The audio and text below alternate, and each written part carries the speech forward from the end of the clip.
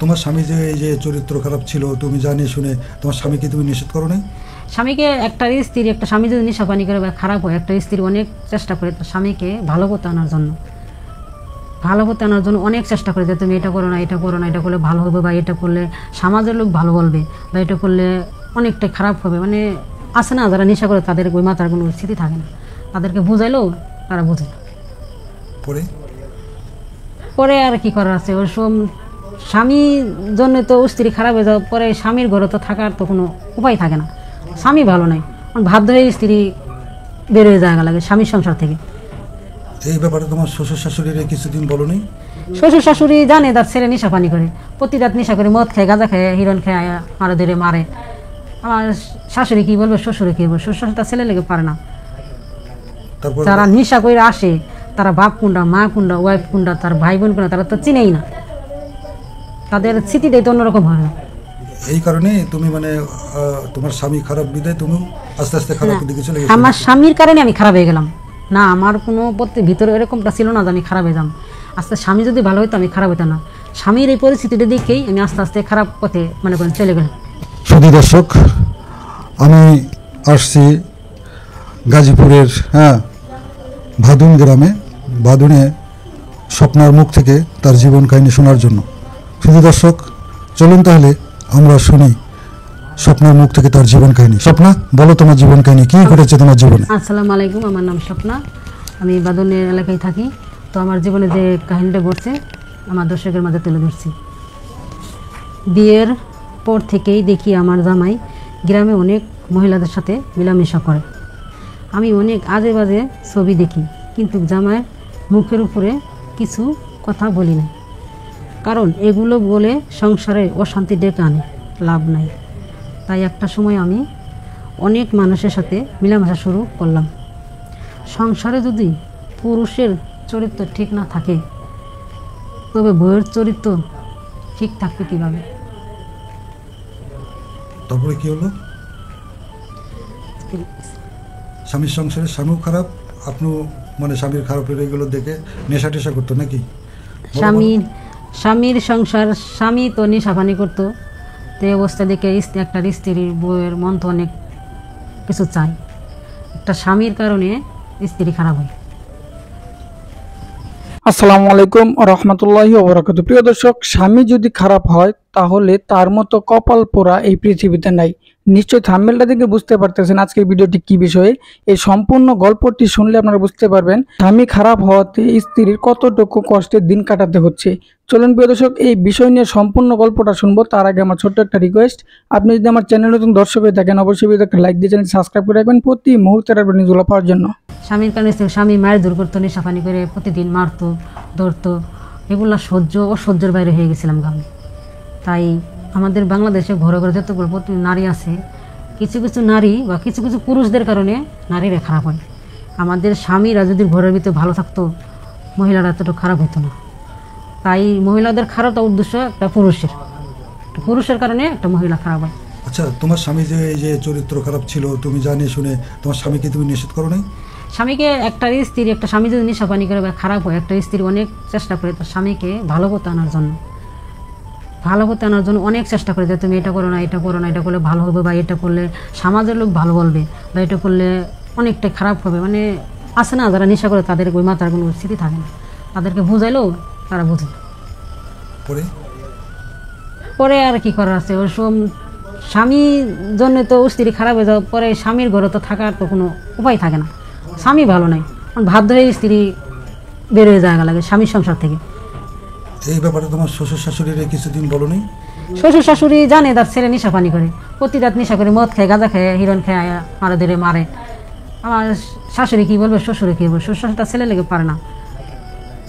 যারা নেশা করে আসে তারা বাপ কুন্ডা, মা কুন্ডা, ওয়াইফ কুন্ডা, তার ভাই বোন কুন্ডা, তারা তো চিনেই না, তাদের স্মৃতিটাই তো অন্যরকম হয় না। এই কারণে তুমি মানে তোমার স্বামী খারাপ বিদায় তুমি আস্তে আস্তে খারাপ দিকে চলে গেছো? আমার স্বামীর কারণে আমি খারাপ হয়ে গেলাম না, আমার কোনো ভিতরে এরকমটা ছিল না যে আমি খারাপ হয়ে যাম। আস্তে স্বামী যদি ভালো হইতো আমি খারাপ হইতাম না। স্বামীর এই পরিস্থিতিটা দেখেই আমি আস্তে আস্তে খারাপ পথে মনে করেন চলে গেলাম। তারপর না খারাপ পথে চলে গেলাম, এখন তার স্বামীর সংসারে থাকলাম না, আমার মনে আমি চলতেছি, কি করার আছে। কিছু করার নেই। তাই স্বামীর সংসার ছেড়ে তুমি কি কই গেলা? স্বামীর সংসার ছেড়ে বাপের বাড়িও জায়গা নাই, বাপেরও যা বললাম যে স্বামী নিশাবানি করে প্রতিদিন এবারে মারধর করে, আমি তো ওই সংসারে থাকতে পারতাম না, চেষ্টা করতেছি না। স্বামী আমার কথা শুনে না, বলে এটা করো, নেশা করো না বা এটা করো না, এটা করলে ভালো না। আমার স্বামী যদি আমার কথাই শুনে না, তা আমার স্থায়ীটা কোন জায়গায়? বাপের বাড়ি গেছি, বাপের বাড়িতে ঠাই নাই, আমি থাকবো কোথায়? বাধ্য হয়ে তো যে পথটা ধরছি খারাপ পথটা, এই পথেই তো আমার থাকতে হইতেছে। তারপর কি, এটা তো সমাজের চোখে খারাপ, বা আমার তো আমি ভুল করে ফেলছি। আমার দর্শকের উদ্দেশ্যে একটা কথা বলি, এই গল্পটির ভিতরে বোঝার অনেক কিছু আছে। ধৈর্য ধরে ভিডিওটা দেখবেন এবং কমেন্ট করে জানাবেন আসলে কি আমার জীবনের সাথে কাহিনী কার কার মিল আছে। এটাই তোমার কথা? হ্যাঁ, এটুকু আমার কথা। এই ধরনের কাহিনী যেন আর কেউ না ঘটে। হ্যাঁ, এই ধরনের কাহিনী আমাদের বাংলাদেশে। বাড়ির মালিক একদিন আমার সাথে পাশবিক অত্যাচার, মানে যাকে বলে যৌন মেলামেশা করতে চায় জোর করে। তখন সে জোর করে আমার খুব কষ্ট হয়, সেটাকে সহ্য করতে খুব খারাপ লাগে। তারপরেও কি করব, ওখানে তো করার কিছু নেই। একদিন, দুদিন, 4 দিন, 1 মাস খুব কষ্ট হয়। হওয়ার পরে ওনার বাড়িতে ছেলে ছিল, ওনার ছেলেও এরকম সমস্যা, মানে আমার সাথে যৌন চাহিদাই মিটাইতে চায়। বাবা ছেলে দুজনেই আমার সাথে মানে এই সম্পর্ক চালায় যাচ্ছিল। আমি নীরবে সহ্য করছি, কারণ আমার তো ফিরে আসার পথ নেই, সময় হলেই আসতে হবে। আর আমি তো গরিব ঘরের বউ, আমার 2টা বাচ্চা আছে, তাহলে আমার সহ্য করতেই হবে। আমারও ধীরে ধীরে ওদের সাথে অ্যাডজাস্টে থাকতে থাকতে, ওদেরটা সহ্য করতে করতে আমি এক সময় ওদের তার মানে তৃপ্তি পাই, ভালোবাসা, মানে সবটাই মিলে যায়, শরীরের শারীরিক চাহিদাও মিটে। তো থাকার পরে প্রায় 5 বছর থাকার পরে আমি বাংলাদেশে আসি। বাংলাদেশে আইসা আমার স্বামীর বাড়িতে যাই। আমার স্বামী আমাকে দেখা মাত্র জড়ায় ধরে, আমার বাচ্চারা আমাকে জড়ায় ধরে। আমি যতটুকু পারছি নিয়ে আসছি, টাকা পয়সা, অর্থ সম্পদ বাচ্চাদের জন্য। সবাই আমাকে দেখে অবাক হয়ে গেছে, আমার বাড়ির মানুষ, আমার হাজব্যান্ড। এতদিন পর ফিরে আসলাম, কই গেছিলাম, কোথায় ছিলাম। যাই হোক, সবটা মানে নিছি। নেওয়ার পরে আমার হাজব্যান্ডের সাথে মানে সংসার করতেছি। প্রতি রাতেই স্বামী স্ত্রী যেমন স্বাভাবিক মেলামেশা করতে যাই, কিন্তু আসলে আমার কখনোই আমার স্বামীর মানে দিক থেকে মানে যৌন চাহিদা কখনোই মিটে না, শারীরিক চাহিদা মিটে না। কারণ যেহেতু আমি আফ্রিকায় ওদের সাথে ছিলাম, ওদেরটা তো অন্যরকম, যার কারণে আমি এটাতে তৃপ্তি পাই না। ঝুমা, তোমার জীবন কাহিনী কি বলবা সেটা আমাদেরকে বলো, আমরা শুনবো। প্রিয় দর্শক শুনুন তাহলে ঝুমার জীবন কাহিনী। আমি খুব গরিব ঘরের মেয়ে, এবং বাবা মা বিয়ে দেয় খুব গরিব একটা ছেলে দেখে। খুব অভাব অনটনের সংসার, আমার 2টা বাচ্চা আছে, নিয়ে খুব কষ্টেই ছিলাম। কি করব ভাবতে মানে বুঝতে পারতেছিলাম না যে এত অভাব অনটনের সংসারে কি করে চলবো, মানে কি করব, মানে কিছুই বুঝতে পারতেছিলাম না। হঠাৎ করে এক সময় একটা মানে দালালের সাথে দেখা হইলো। সে আমাকে বলল যে আমি একটু দেখতে শুনতে ভালো, কিন্তু মানে যাকে বলে কপাল খারাপ, গরিব ঘরে আমি জন্মাইছি, গরিব ঘরেই আমার বিয়ে হয়েছে। আমার সন্তান 2টাকে দেখলে আমার খুব খারাপ লাগে, কিন্তু এই জন্যই ওই দালাল যখন আমাকে বলল যে তুমি আফ্রিকা যাবা, তখন আমি রাজি হয়ে গেলাম। কিন্তু আমার বাড়িতে যে আমার বাবা মাকে বলেও রাজি হয়নি, এবং আমার হাজব্যান্ড আমাকে যাইতে দেবে না, কিছুতেই না। তখন কি করব, ভাবলাম যে করে হোক যাইতে হবে, মানে অভাবের সংসারটাকে অন্তত একটু খুশি আনার জন্য, একটু বাচ্চাদের মুখে হাসি ফোটানোর জন্য আমি যাব। পরে কেউ যাইতে দেয়নি, পালাই চলে যাই। যাওয়ার পরে ওখানে মানে একটা বাড়িতে কাজ পাই, কাজ করতেছি ভালো। থাকতে থাকতে হঠাৎ বাড়ির মালিক একদিন আমার সাথে পাশবিক অত্যাচার, মানে যাকে বলে যৌন মেলামেশা করতে চায় জোর করে। তখন সে জোর করে আমার খুব কষ্ট হয়, সেটাকে সহ্য করতে খুব খারাপ লাগে। তারপরেও কি করব, ওখানে তো করার কিছু নেই। একদিন, দুদিন, 4 দিন, 1 মাস খুব কষ্ট হয়। হওয়ার পরে ওনার বাড়িতে ছেলে ছিল, ওনার ছেলেও এরকম সমস্যা, মানে আমার সাথে যৌন চাহিদাই মিটাইতে চায়। বাবা ছেলে দুজনেই আমার সাথে মানে এই সম্পর্ক চালায় যাচ্ছিল। আমি নীরবে সহ্য করছি, কারণ আমার তো ফিরে আসার পথ নেই, সময় হলেই আসতে হবে। আর আমি তো গরিব ঘরের বউ, আমার 2টা বাচ্চা আছে, তাহলে আমার সহ্য করতেই হবে।